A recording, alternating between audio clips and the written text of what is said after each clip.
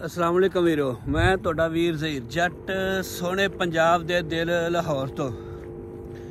माशाअल्लाह बड़ा सोहना दिन निकलदा पिया ते 4-5 दिन पहलों हुई है बारिश। रब ने आपदी रहमत दा मींह पाया है ते जिहड़ा उस तो पहलों पूरा महीना जिहड़ा है ना, वो महीना सवा धुप्प ही नहीं निकली, बदल बने रहे ने, धुंदा रहियां ने ते फसलां दी डंड लै गई। ते अज मैं आया इत्थे बाहर ते ए तुहानूं अगे भी वो संदल पिछे विखाई सी जिहड़ी कक्की हुई पई सी, कणक दी डंड लैंदी जांदी सी मौसम की वजह तो। ते रब ने आपदी रहमत दा मींह पाया है ते माशाअल्लाह कणक जिहड़ी है साडी वो जिहड़ी ए वेखो हुण किवें रंग माशाअल्लाह मारिया। सारी कोई होंदी जांदी जिहड़ी वो विचली संदल सी वो कक्की ज़्यादा हो गई सी पानी लगन की वजह तो। ते हुण जिहड़ा ना वो पिछों तक सारी इक्को जी।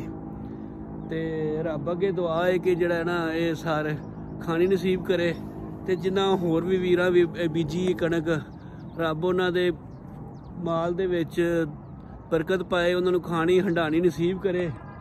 ते इस तरह ही माशाअल्लाह बड़ा चंगा सोहना दिन निकलिया है। जिहड़ा अगे असल बदल धुंद खत्म हो गई है, धुप्पां निकलनियां शुरू हो गई ने, फुट दी बहार दा मौसम आ गया है।